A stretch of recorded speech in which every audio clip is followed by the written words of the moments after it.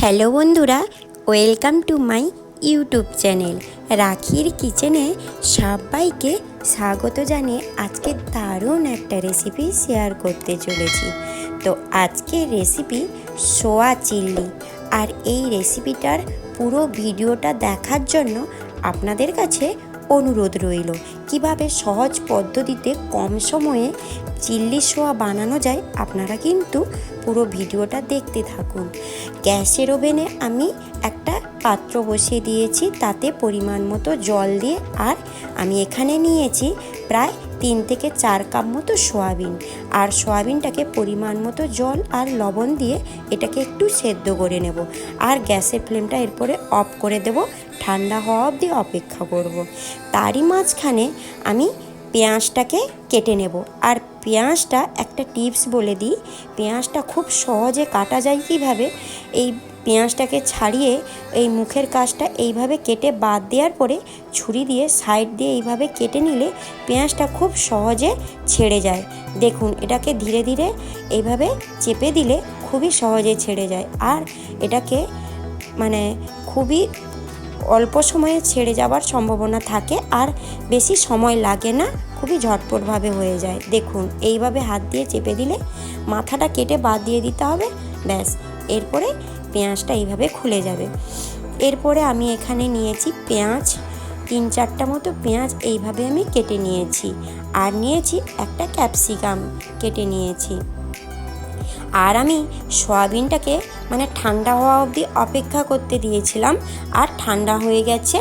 আর এটাকে হাত দিয়ে চেপে চেপে জল বের করে দিতে হবে।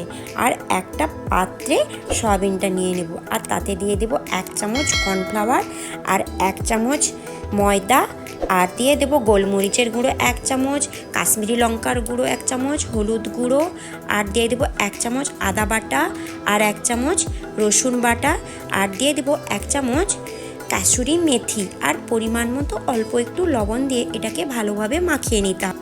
আর এটাকে 10 মিনিটের জন্য এইভাবে রেখে দিতে হবে। আর 10 মিনিট পরে গ্যাসের ওভেনে কড়াই বসিয়ে দিয়ে তাতে পরিমাণ মতো কুকিং অয়েল দিয়ে, আর অয়েলটা গরম হয়ে এলে এটাকে ভেজে নিতে হবে। আমি এখানে খুবই কম অয়েল ব্যবহার করেছি, এটাকে আমি খুব ছাঁকা তেলে ভাজবো না। কম অয়েলে এইভাবে নাড়াচাড়া করে সয়াবিনগুলোকে কিন্তু ভেজে নিতে হবে। তো আমি আপনাদের প্রথমেই বলেছি খুবই সহজ পদ্ধতিতে আর খুবই কম সময়ে কিভাবে সোয়া চিল্লি বানানো যায়, তাই আমি রেসিপিটা আপনাদের শেয়ার করলাম। তো এটা আমার ভাজা হয়ে গেছে সয়াবিনটা। এরপরে গ্যাসের ওভেনে একটা কড়াই বসিয়ে দেব, তাতে পরিমাণ মতো অয়েল দিয়ে দেব।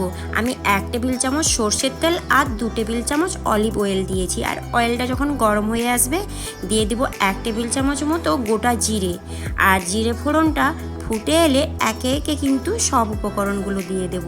আমি এখানে দিব 2 টেবিল চামচ মতো রসুন কুচানো, আর দিয়ে দেব কয়েকটা গোটা মশলা, দারচিনি আর জয়িত্রী, আর শুকনো লঙ্কা, এলাচ আর লবঙ্গ। এরপরে দিয়ে দেব আদা কুচানো 1 টেবিল চামচ মতো। এরপরে দিয়ে দেব পরিমাণ মতো লবণ। আর আদা আর রসুনটা অল্প আঁচে ভালোভাবে ভেজে নিতে হবে, খুবই ব্রাউন কালার করে ভেজে নিতে হবে, রসুনের কাঁচা গন্ধটা চলে যাবে। এরপরে আমি দিয়ে দেব একে একে সব উপকরণগুলো।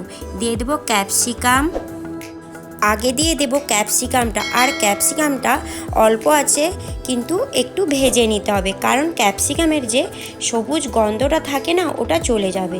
এরপরে অ্যাড করব পেঁয়াজ।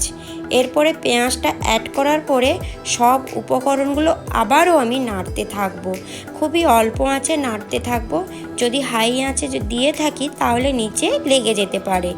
এরপরে আমি কিন্তু অ্যাড করব হলুদ গুঁড়ো, আর দিয়ে দেব আমি 1 টেবিল চামচ মতো কাশ্মীরি লঙ্কার গুঁড়ো, আর দিয়ে দেব 2টো কুচিয়ে রাখা কাঁচা লঙ্কা। এরপরে আমি আবারও এগুলোকে নাড়াচাড়া করে নেব, সব উপকরণগুলো আবারও আমি এইভাবে কষিয়ে নেব। এরপরে আমি দিয়ে দেব 1 টেবিল চামচ মতো সোয়া সস, আর দিয়ে দেব আমি 1 টেবিল চামচ ভিনিগার। তো আমি এখানে সোয়া সস আর ভিনিগারটা বেশি আমি অ্যাড করলাম না, 1 টেবিল চামচ পরিমাণ মতো অ্যাড করেছি, যেটা আমার পরিমাণ মতো হয়ে যাবে। আর এগুলো বেশি দিলে ভালো লাগে না, আর শরীরের পক্ষে এটা ক্ষতিকারক, তাই পরিমাণ মতো দিয়েই এটা রান্না করতে হবে। এরপরে দিয়ে দেব টমেটো, আর দিয়ে দেব টমেটো সস প্রায় 2 থেকে 3 টেবিল চামচ মতো। আর এখানে আমি টমেটোটা খুবই শেষের দিকে দিয়েছি, যাতে টমেটোটা খুব সুন্দরভাবে এইভাবে গোটা গোটা থাকে আর গলে না যায়।